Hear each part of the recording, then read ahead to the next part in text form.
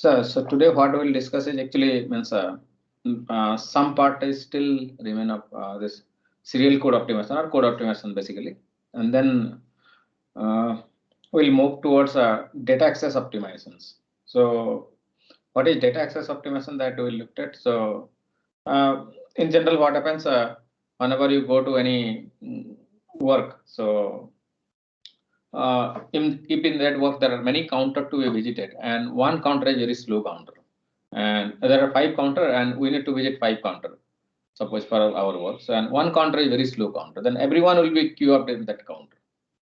Okay, so if you speed up that counter, then other counter will means another counter will be means what I can say will be bottleneck. So at any moment of time, if all the counter have are doing it equal rate, then it is actually very good. If it's unequal rate, then there some imbalance is there. So that will look at in actually data access optimizations, and then let's see from the computational point of view what is data access optimizations. Let me share my screen.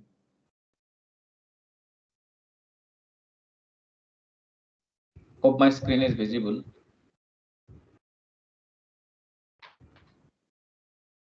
Okay, so let's start the class. So serial code optimizations and data access optimization. So some part of SU is still remaining. So which part is still remaining? So measure, simple measure and large impact, that is assigned simulations. Yesterday we are not able to complete. That thing will complete. Then roll up compiler, particularly aliasing and accuracy. So we are getting some echo. So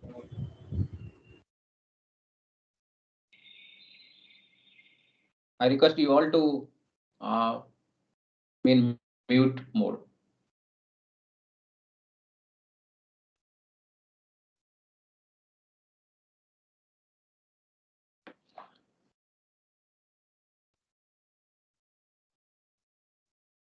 So outline of this today class is actually SU and data access optimizations, and roll up compiler, aliasing and accuracy, then C++ optimization. Then we looked at data access optimizations. What is standard model we use, that is called Rookline model.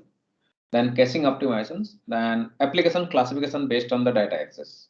So this is order n data circulations by order n computations. Computation means data bandwidth access, data access bandwidth by actually how much data you need to access and how much computations you need to do.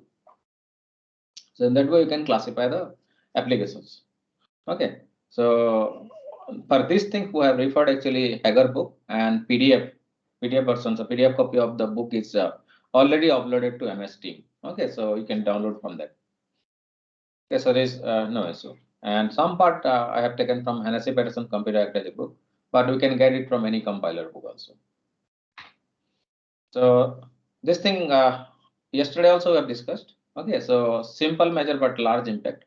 And what we need to do, avoid branches.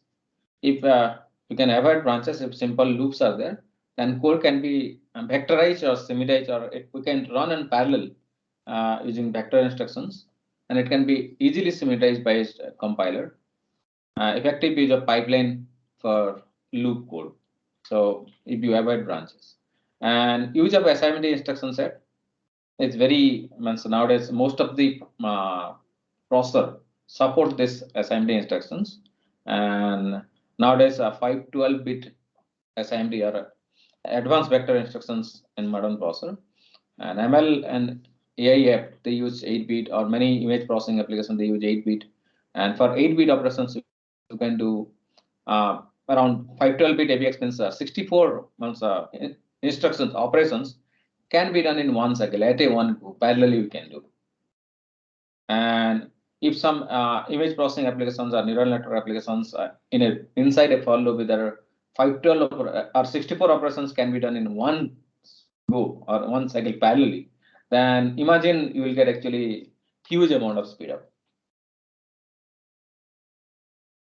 So this thing already we have discussed. So how to avoid branches. So just code restructuring, then we will get avoid some branches, and this code can be easily compile using GCC or standard compiler to get summarized code. Summarized means vectorized code. So where you can run in parallel operations. Okay.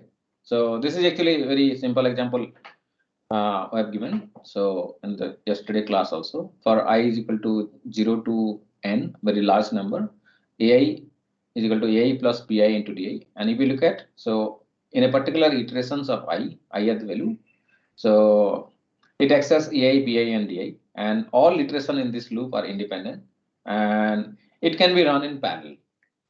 Suppose ith iterations given to suppose some ith core, so I plus one core. So that means it can be run parallelly. So ultimately, from the code itself, we should know whether it can be run parallel or not. Okay, and this is it. Try to simulate these things and run it efficiently on modern processor. And this thing already you have discussed in this code. So ith iterations, in ith iterations, it access BI and BI plus one because it access two location of data BI. So it is not independent. So to make it independent, we need to change it to, because dependent loop iterations I and I plus one, because at ith iterations we are accessing I plus one.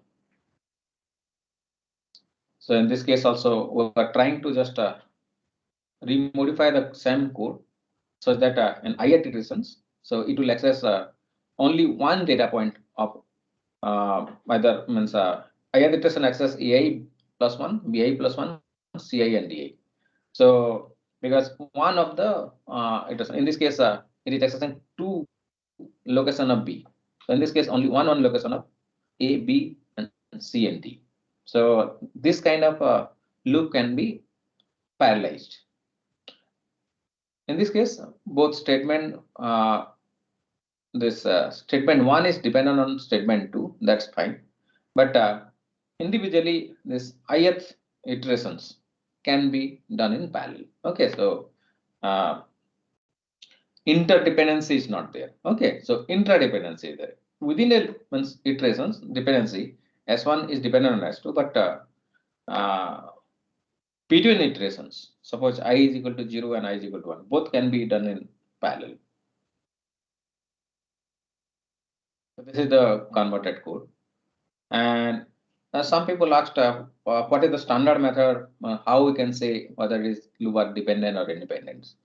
So loop iteration are dependent or independent. So there is a standard rule is there. So that is called GCT rule. So and for any affine access, okay, affine indexing access of any array.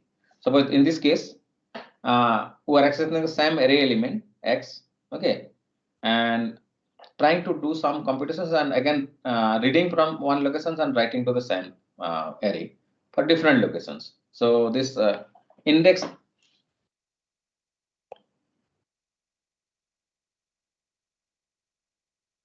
So in this case, so we're trying to the locations X, AI plus A into I plus B. So let me.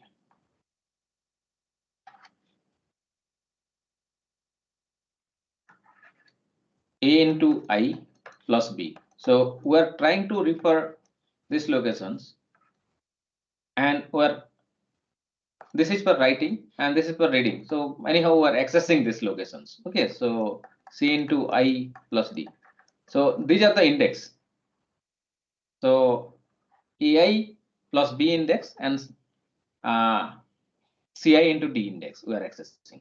And here, so what is affine access? Affine access is linear access. Affine means linear access in the form of y is equal to mx plus b.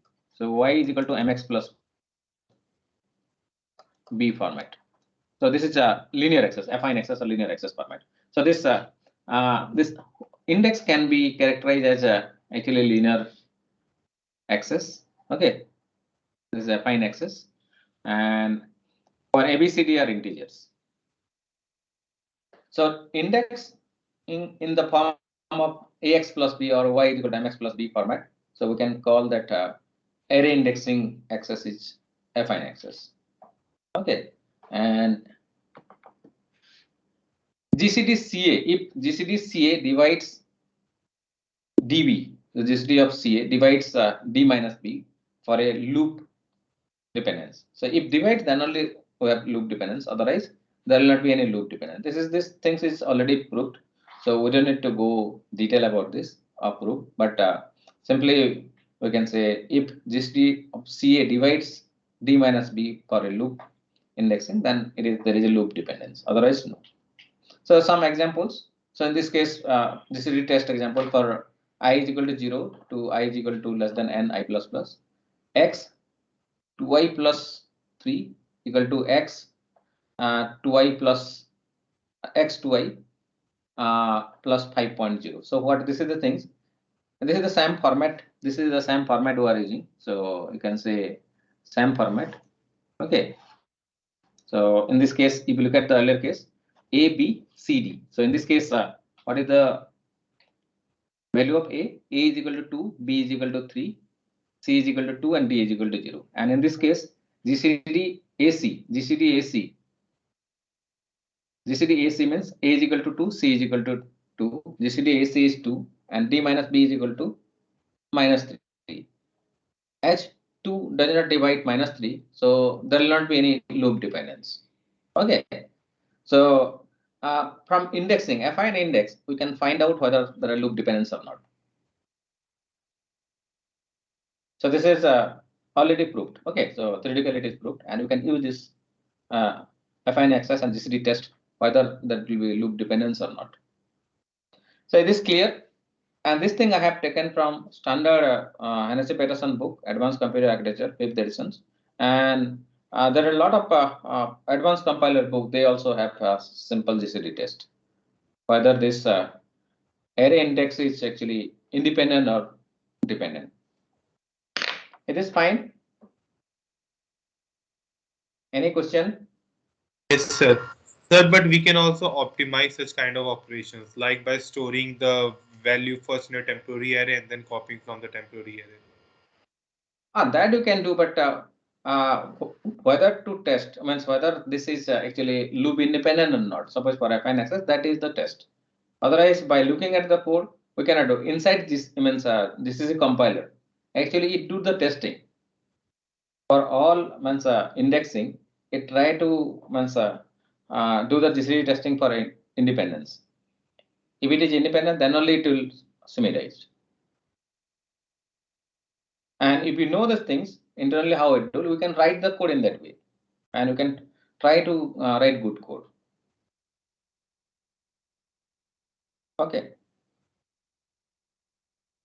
So now let's move towards what are the role of compiler. So general compiler optimization options. So which compiler do you use for your programming? So particularly for C++ code. GNU. So anyone? Yeah. So G++. G++. So any other compiler? Or MS Sir, Visual Clang. C++. So in Visual C++, there is a BCC compiler there. Okay. So GNU compiler, this is GCC or G++. And there are compiler from ICC. Okay. So that is called Intel compiler.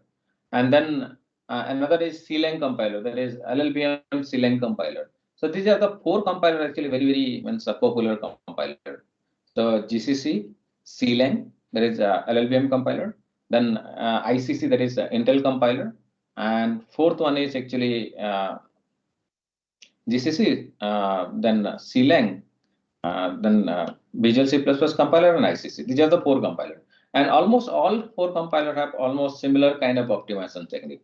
Intel compiler are more specific to Intel processor and AVX instruction compilations. They are very good in that. Okay. So BCC also very good. Visual C++ compilers do very good. And all compilers supports this profiling tool and this kind of thing. Okay. And we'll discuss about the inlining, aliasing, and computation later. These 3 terms we'll touch on this. And basic compiler optimizations in GCC will because GCC is free tool and everyone use more popular. So in GCC optimizations, have you used this particular options minus O0, O1, O2, and O3? Have you used any options? Yes, sir. So what it really do? So if you look at, if you want to go detail, then main GCC, then you'll get all kind of zero level optimization, one level optimizations, two level optimizations, and highest three level optimizations you'll get. So at zero level, compiler refrain from most of the optimizations. It don't do. It is the correct choice of analyzing the code with debugger. So that means if you want to do analyze the code, then with debugger, then it is the correct choice. Then if you want to optimize, then for suppose at high level, mix up the sources line, eliminate redundant variables, rearrange arithmetic operations. Debugger has hard time to give a consistent view on actually code and data. So if you want to debug your report, then high level optimizations may not be suitable. But if you want to debug, then use very basic optimizations. Otherwise, at high level, it actually do a lot of changes or do a lot of optimizations to generate the code. And sometimes we will not be able to correlate to the original code for debugging. And what are the standard debugging things? Let's see. Optimization thing. And level one, so it to for this mainly these are the 5 or 6 optimization they do. App auto increment decrement, app move loop invariant, move loop invariant code. Already we have discussed loop invariant code motions. So loop invariant code move to out of the loop. So app merge constant, tree copy propagations, then app inline function called once. These are the basic things. So what is tree copy propagations? So let me give you a very simple example. So suppose in a code, so suppose x is equal to 3 you have put, and y is equal to x plus y plus x square we are putting, then and suppose another thing is in this case, and z is equal to means x square plus 25. So if you put this thing, so what it will do copy propagation means. So copy propagation means because this value of x is hard coded, we know in the program. So it will replace with compiler itself pre-calculate all the things and replace. So x is equal to 3 it will do. Then y is equal to directly means here y is equal to y plus, this will calculate and do these things. That means this will calculate 9 plus 3 means 12. Directly it will do. And z is equal to, directly it will do 9 plus 20, direct 9 plus 25, how much it will be? 34. So it will do z is equal to 34. It will pre-calculate the things and try to put the values. Okay, so this kind of statement get converted into this kind of statement. So whatever the things in a whole expression tree, it will try to propagate the constant value and pre-calculate all the things. That is called tree copy. Merge constant. So all the constant they merge it. Okay. So in level 1, level 2 also what it do, lot of align functions, align loops, then inlining small functions, inlining indirect functions, reorder the functions, strict aliasing. So we do a lot of optimizations. So for aliasing, we have actually means we have one examples. So what aliasing do? Aliasing means we say that actually it is independent. So if we say in code also we can write whether this array or function are independent or not. If you can say, then it will directly take our what I can say input or that comments into that, and it will incorporate in the optimizations. And level 3 is mostly it do the vectorize and do back cost model. Using cost model, it will try to vectorize whether this vectorization will be beneficial or not. Using that, it will try to optimize the code. It will try to vectorize. In some cases, vectorizations may not help. In some cases, vectorization will improve the performance. Okay, so looking at these things, they will try to optimize. And let's see one or two things, particularly aliasing. Let's see. Then memory aliasing and reordering. So operation reordering. Let's see. So how it do and how it impacts the accuracy and other things. So inlining. So it's try to have actually save overhead by inserting the complete code in the function. These things are already we have read in C++ or in C also. C standard 98C also have actually inlining. So why inlining? So inlining. So try to save overhead by inserting the complete code of the functions at the place where it is called. But if it is possible for all functions, it may not be possible. For smaller functions, it is possible. For bigger functions, it is very difficult to make it. So if you do that thing, it saves time. And this is by not using function call stack. All compiler use a register and allow compiler to view a larger portion of code and employ optimizations. So what it can do. So if you are inlining, then what will happen? So because you are putting a small function code inside the function call places, then there will not be any function call. That means a compiler can see a bigger picture in optimizing the code. So allow compiler to view a larger portion of code and employ optimization, because procedure blocker, in general, procedure block the optimizations. If you remove the procedure, then compiler will get better scope. Okay, but many times it may not be possible to do the inlining. Okay, so if the code is higher, then it may not be possible. And auto inline or hint in program to the functions to be inline is actually whenever you do means inline function something, that means we are giving hint that this function is very small function, you try to inline it. Okay, so if it is a very small function, if it is a big function, you tell that okay, this is a big function, don't do this.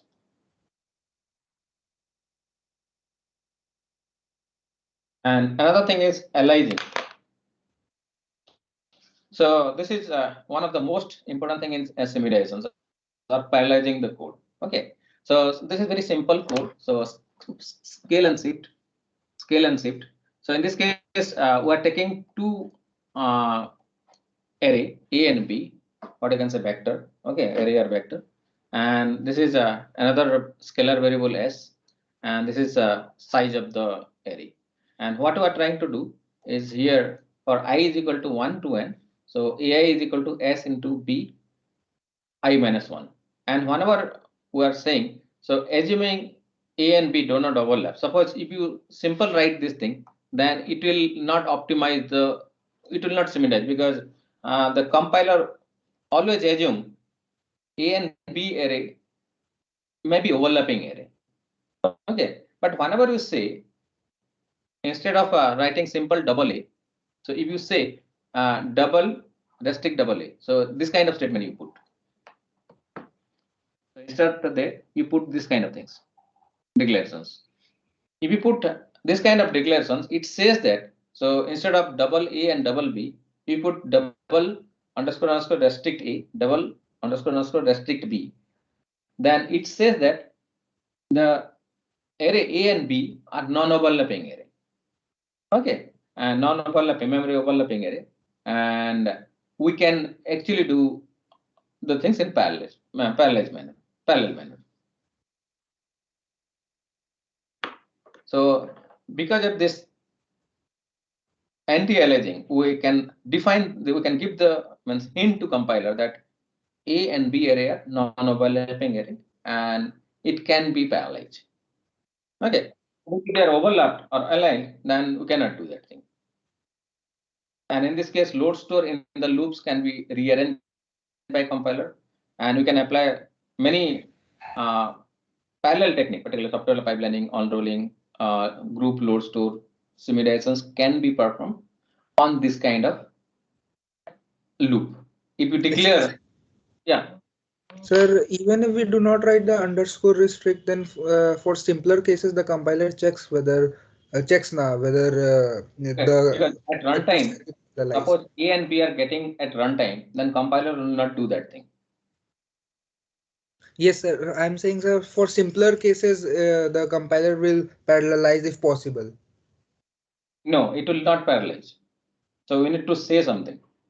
We need to say that restrict underscore underscore restrict A or underscore underscore restrict B for simple array. But if it is a C++ array, it is a vector, C++ vector. Okay, and you have declared the vector in the same place in the code itself. Okay, so in the function itself, then it will do automatically.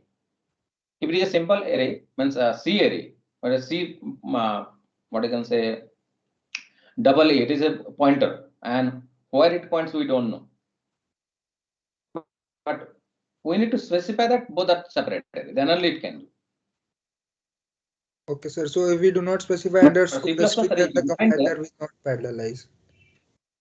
Yeah, compiler will know that this are non-overlapping one, and it will parallelize it. Okay. Are you getting my point? But in C++ vector, so if you define there and you use it, then it will automatically do that thing. Okay, so C++ is why, because of vectorizations, C++ has improved a lot. They have actually very good structure to vectorize these things, summarize these things, so that they can be done in parallel. So using C++ vector will make the compiler more compatible to do the parallelisms instead of C. Sir, in case of using a pointer, if we used a vector like array notation, then would it make a difference? Like then also we have to use double underscore restrict. Yeah. Look at array. Array is a constant pointer. Okay. Array is nothing but a constant pointer. So double, in this case star A, it's simple pointer. Whenever you are using array, it is same pointer, it is constant pointer. Yeah, but then we don't have to restrict, right? Then we can. Then you don't have to. If it is pointing to separate, if it is a constant pointer, then it says that it is separate.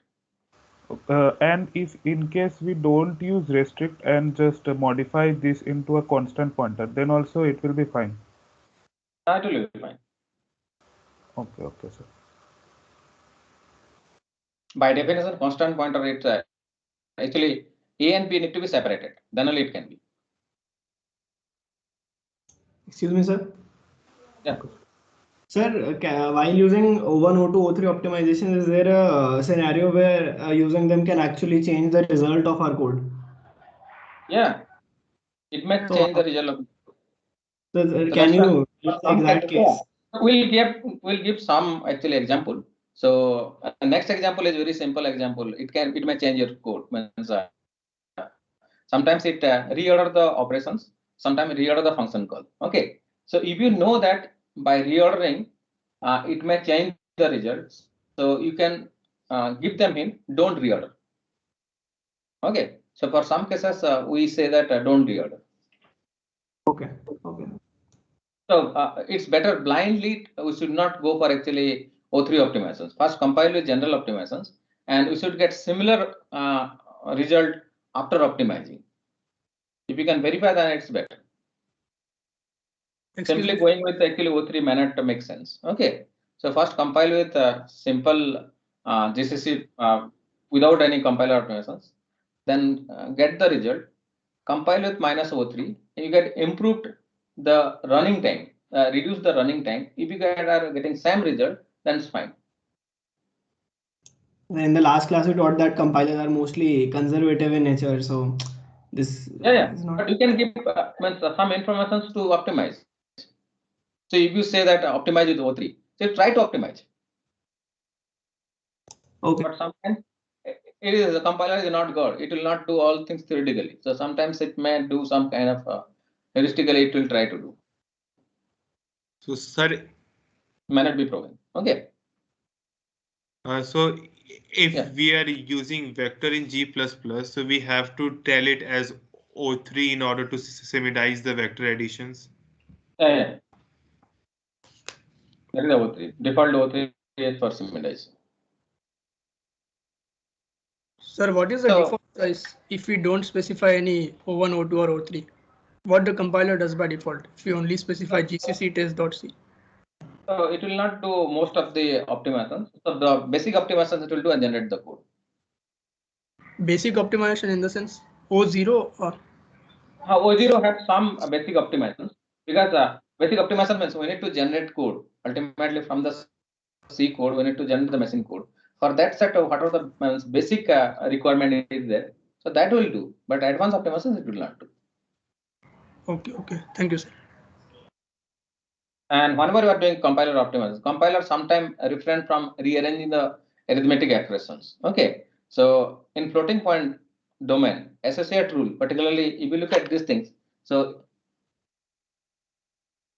if suppose A, B, C, all three are floating point number, 32-bit floating point number, A plus B plus C is not equal to, if you group A plus B and then add with A, and it's not equal to if you group A and B and then add with C. This is not a valid in floating point domain. And if you are not giving this information, sometimes compiler will not do these things. Needed to maintain compared to the non-optimized code, associative rule must not be used by compiler, should be left to the programmer to regroup safely. Okay, so we can sometimes we give information to the compiler, so not to do optimizations for the floating point operations. Floating point underflow are post to 0. Okay, and overflow are at edges. So let's see what some examples so that it will be more clearer. So suppose in FP domain, so A plus B, some example, let A is equal to very big number. This is a very big number. So 1 into 10 to the power 38. This is another big number, but negative big number. So 1 into 10 to the power 38 and another very small number. In terms of magnitude, C is equal to 1. So if you do a result of A plus B plus C, so and B plus C are combined. So B plus C are combined. So what we are doing? This is a B is a very big negative number. C is a very small number.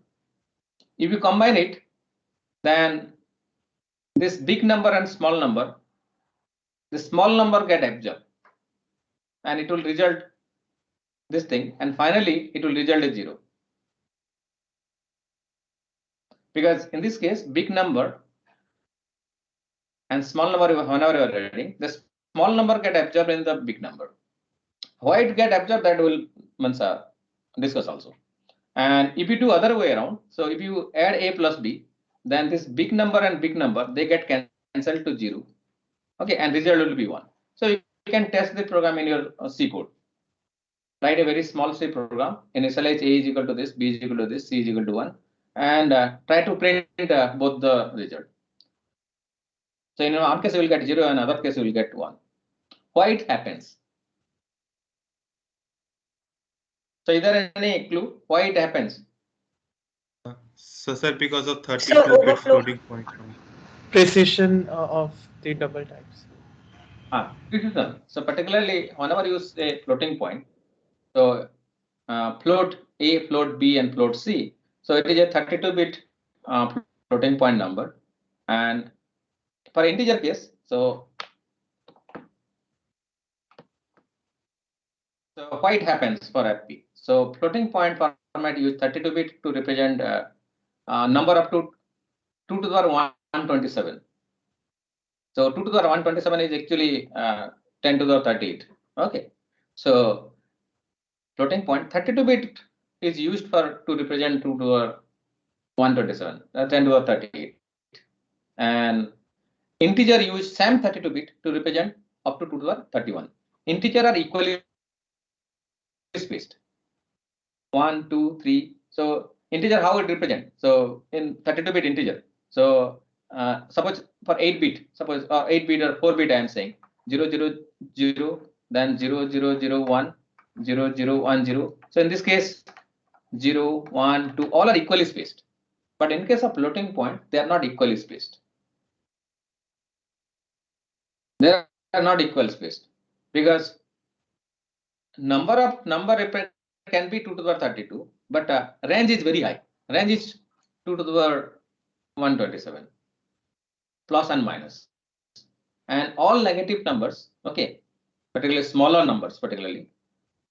So this is not only this. This also have actually. This is very big numbers, and also plus minus 2 to the power minus 127 also. So all number below 0, negative powers, it will have actually between actually 0 to 1. So if you draw a line, suppose 0, and this is 1, this is minus 1, and this is plus 1. Between this, all numbers having negative power will stay here, because any number with negative power will be less than 1. Okay, so half of the number will stay between this, and the bigger number, it will not be equispaced, but towards end it will be very, very big number. So 2 to the power 127, next number will be 2 to the power 126, next is 2 to the power 1, how much? 25. So towards end, the number is 2 to the power 127, 2 to the power 126, 2 to the power 125. These are the number. In between, you cannot represent. You don't have options because you are representing big numbers. So that's the same thing. So from 36,000 feet, that means we are going by flight. So IITG and Amingaon are not distinguishable. That is, resolution is not there. So going by air, Delhi, Noida, Gurgaon is the same airport. Okay. So similarly, means some funny things. If you ask any Bengali, they will say, "What is your home?" Means they will say Calcutta. Similarly, means this is very, very at high resolutions, it is possible, but at low resolutions, whenever representing a very big number, okay, with smaller bits, then this we will not be able to represent the very small thing. So between 2 to the power 126 and 2 to the power 125, what is the difference between 2 to the power 125 and 2 to the power 126? Difference is 2 to the power 125. It's not a small number. Okay, so that's why whenever you are adding, that's why whenever you are adding 2 to the 10 to the 38 plus 1, whenever you are adding 10 to the 38 plus 1, it will result in 10 to the 38, because there is no scope of very small number there. Is this clear? Hello? Yes. Yes. Yes, sir. Because same 32 bit we are using for representing a big range. Okay. So let's look at about the other C++ optimizations. So whenever I'm writing C++ code, so C++ code is modularized code, but it has some issues. So particularly temporary, whenever you are writing lot of actually overloaded function, overloaded things, then it's consume a lot of time. So let's look at this thing: temporaries, dynamic memory management, loop kernel, and iterators. So this is a very simplistic C++ code of operator overloading case. So what we are trying to define a vector 3D, okay, back 3D, and it have three data item x, y, z, and this is what do you say? This is this thing. This is another function. This is overloaded functions. This is another overloaded functions. Okay, and this is some for temporary things. It will return this time. Okay, and what ultimately what this is a constructor. Okay, by default constructor. Okay, so if you are using back A, then it will initialize to 0, 0, 0. If you are using back B 2, 2, means for first two cases it will do 2, 2, and last cases it will be 0, and C is equal to 3. So it will do what? First cases it will do 3 and rest of the cases 0. And if you do double U is equal to 1 and B is equal to 2, this is a simple scalar variables. And if you use A is equal to U into B plus B into C. So what you are doing, this is just U and B are scalar, B is vector variables, C is vector variable, A is vector variables. So in this case, how many functions will be called? So a lot of functions will get called. Because of this, there will be a lot of for all the three cases, 3 construction functions will be called. So in this case, so this is operations, scalar operations. This is scalar operations, and after additions, one temporary will be generated, and then this temporary will be assigned to A. So many what I can say, overloaded functions will be called, then initialization function will be called. This can be very simplistic code we can write instead of writing C++ vectorized with operator overloading code. So this have a lot of this will generate a lot of temporaries. So in this previous statement, constructor get called for ABC, operator constructor for temp, and destructor for temp. So whenever we are doing any operations, for a plus operator also it will create a temp and destroy a temp, and copy constructor called with temp. And many functions get called if you use very heavily, and what I can say, operator overloaded code. Okay. And for the same thing, so for the same operations, to do this very simplistic operations, we could have used very simplistic statement. Instead of writing using C++, if you write in structure format, then you could have simply write very small statements, this 5 or 6 small statements. So this is one statement, two statement, three statements. There are 3 statements, and with very 10 or 15 operations, you can manage this thing. Instead of doing many functions call, this is actually functions call, 3 functions call. This is 2 functions call, 3 plus 2 plus 2 plus 2 plus 1. So 6 plus 3, 10 functions call. So it is actually unnecessary lot of functions call we are doing. Okay, so we can write very simplistic statement. So sometimes this kind of overloading, writing in C++ have actually, it takes a lot of time to execute. Okay, so for some cases, it should be avoided.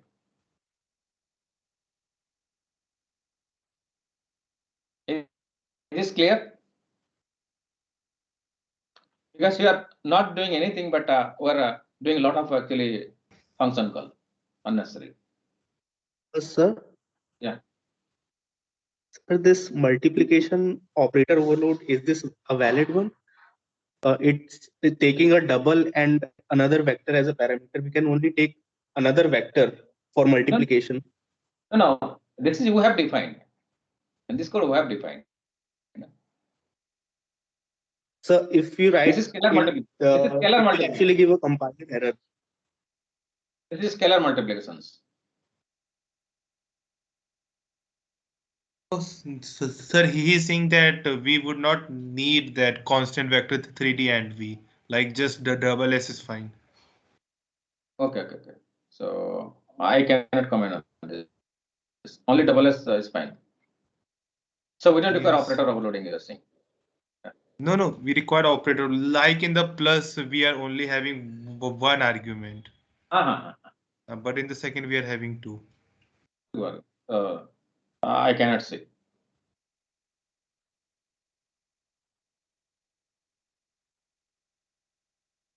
Okay, answer why would we basically be creating a why what even like should it not get optimized?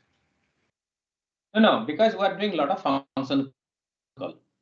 So unnecessary function call you can actually remove by writing a very simplistic structure code. So if you know that if your code will generate a lot of function call, why to use? Okay, so if it is actually sometimes there is a trade-off. So readability and performance. Okay, so if this code is getting used very frequently, then you can optimize to a non-readable code but performance optimized code. So there is a trade-off between actually how you can modularize the code and how you'll get performance. Sometimes making more modulations then may not give you performance. That's the logic. Suppose you are doing a complex number. Okay, for complex number we have real and imaginary, and for complex number we have multiplication, division, addition, subtractions, annihilations, and many FFT calculations we use actually complex number. And for every complex number, if you use actually this operator overloading and do these things, then you will have actually end up with many functions call. But if you can manage it very simplistic structure thing, then you can avoid a lot of functions call. Okay, sir. In that Sir, way, can we use macros? Yeah.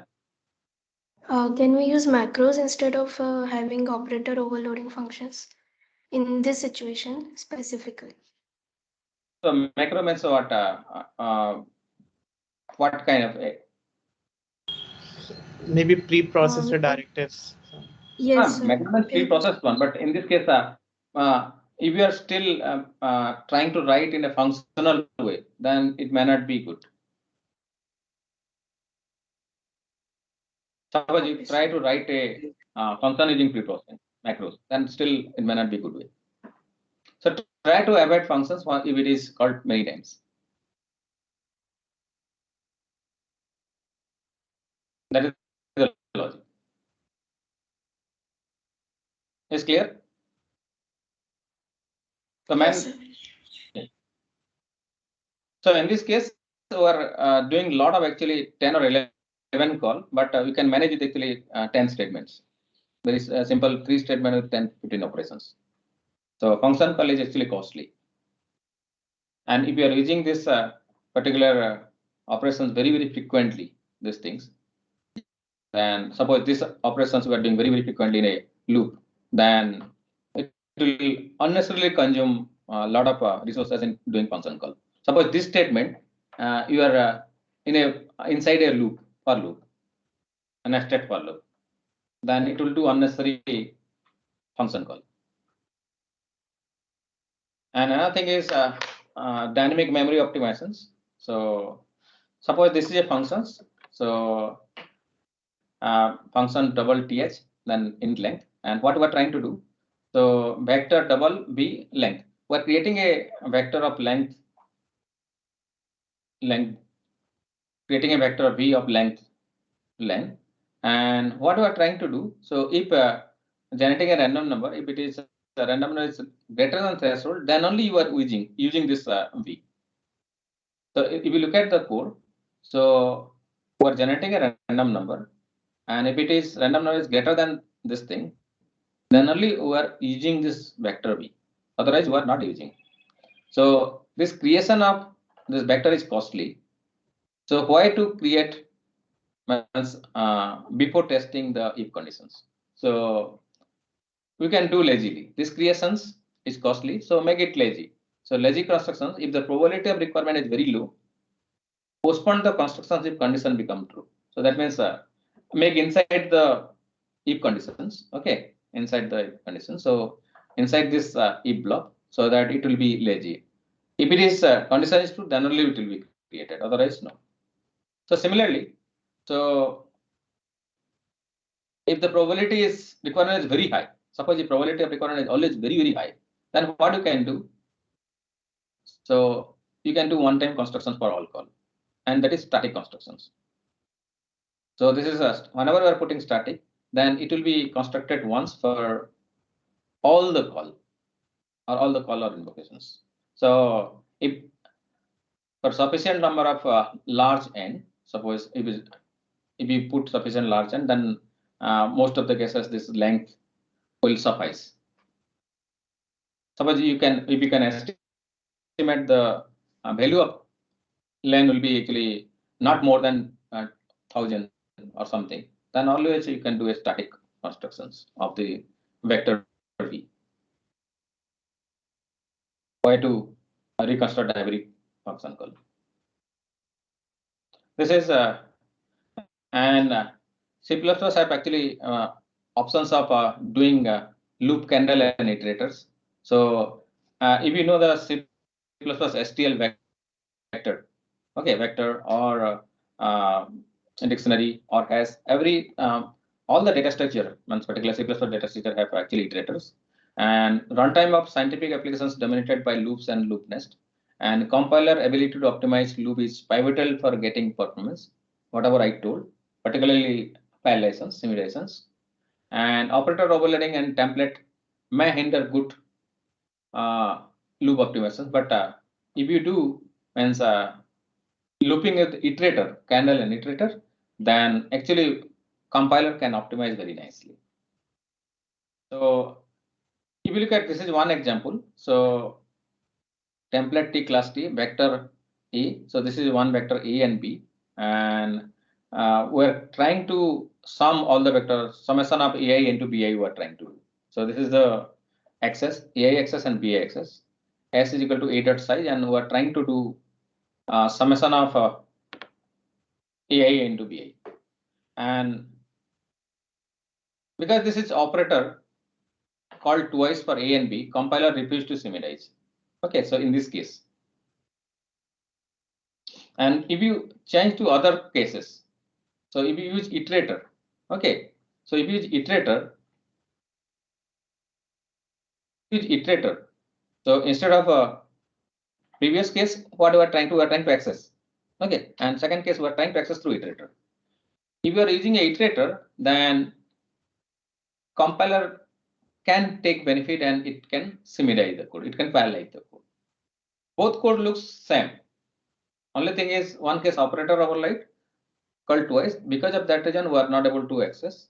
But in second case, because of we are doing iterator, so with iterator means compiler. This is a compiler. Particularly, it get more information about the loop, and it can summarize very nicely, and it can parallelize very nicely. So that's a with STL iterator. So the GCC compiler can produce a very good, nice code. So this is well tested because it can get more information about the vectors. It is clear?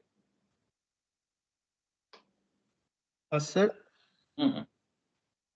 sir, how can templates hinder optimization? Yes, actually this not template. This is operator, extra operator. In the previous slides, template was written. No. In the previous slide, yeah, operator overloading and template may hinder. Something. So, but how can template hinder? Template may not, but template sometimes do, because we don't know means what will be the means data type. So if you know the data types, you can infer the data type, then it can do. Suppose if your data type is suppose character, and if you can specify that it is character, then you can parallelize very nicely. Character is 8-bit, and suppose ABX instruction you are using, and 64 operations can be done in parallel. Then it can do 64 parallelisms. Okay, if you use template, then it will choose the default one maybe. But sir, with templates, actually, we use it with a character and int, it does not use the same function. It instantiates two different functions, and optimizations will be applied to them differently. No, yeah, but if we can infer, then only it will do. But sir, we can infer at compile time. We can infer it, it will do optimization very nicely. Otherwise, no. But when exactly are templates inferred? At compile time or runtime? At compile time. At compile time. Compile time. Okay. Sir, if at compile time, for template, if the template is inferred at compile time and then the optimizations are done correctly, then for macros also there shouldn't be any problem, as they are also inferred in compile time. But whenever macro, if you are doing a function call with macro, then it will not do, because it is converted into function call. Like in case like I write a macro for maximum calculation, and like whenever when the parsing is done, the macros will be automatically replaced, right? Like in the compile time, when parsing is done, the macros are replaced. But suppose if you are using the max function, suppose in macro for max, and it is a max is a functions, what will be? So the functions will actually remove the score optimally.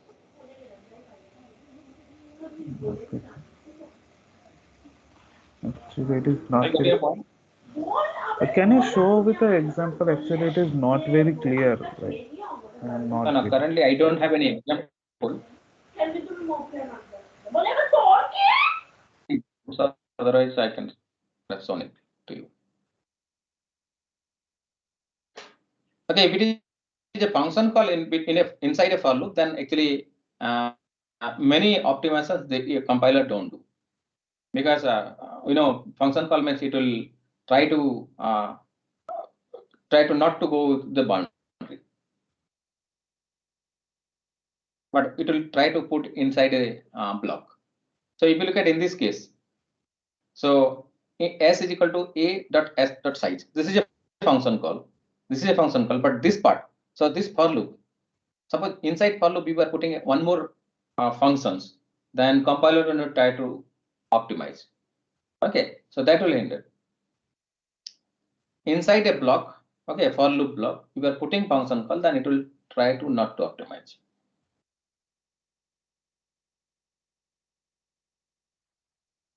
But sir, like in this case, when we are not using an iterator, so Yeah.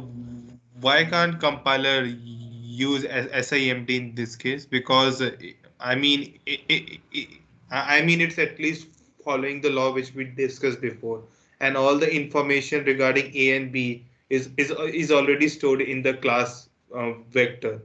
So why we particularly need an iterator? I don't know. Iterator get more information. That's why it can summarize. So basic code may not get that I can say. Otherwise, I'm not able to explain this thing. Sir, is it because on vector class the reference operator or the square brackets are overloaded? Maybe that's why it is resulting in some function. Information is going to compiler and it can summarize very nicely.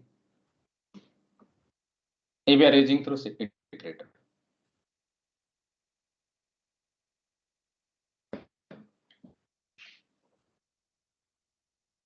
So that only I can say. If you are using iterator, then more information is going to the compiler, and it can do a better job.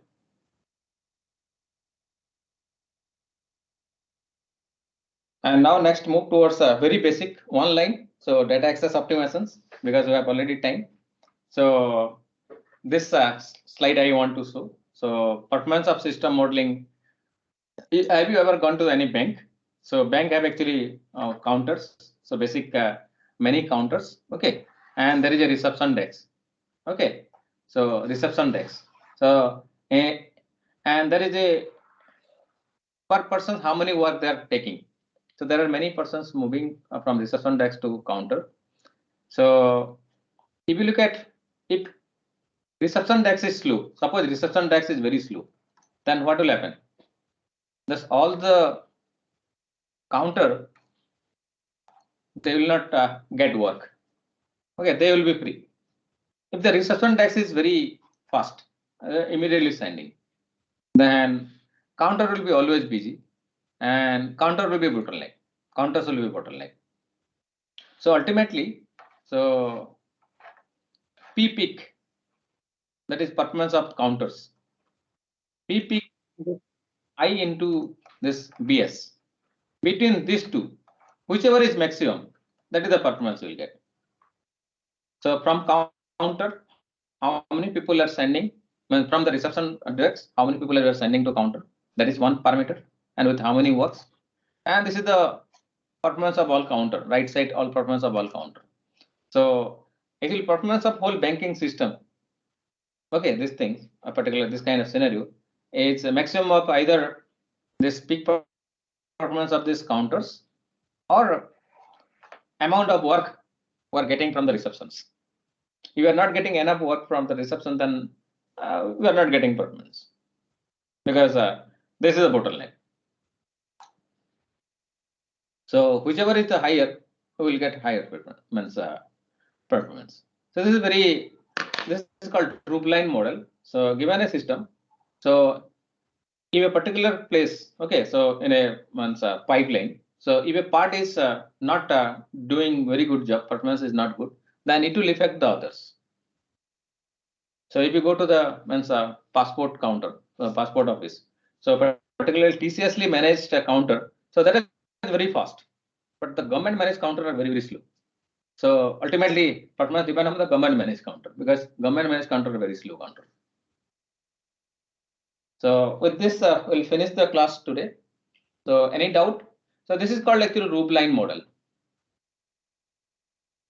So next classes we'll discuss about the data access optimizations, particularly it depend upon the data. So how we can optimize the data, okay, optimize the data access to maximize the performance. So this code optimization part is done, but now we'll move towards the data access optimizations. And after data access optimizations, we'll move towards only one class will go for threading, one class for OpenMP, one class for MP. So this is for programming part will be over.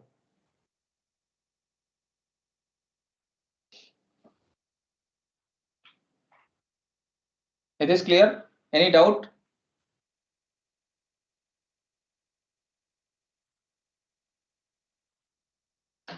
Any doubt?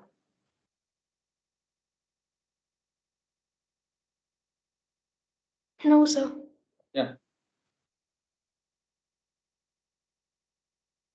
Do you have any questions?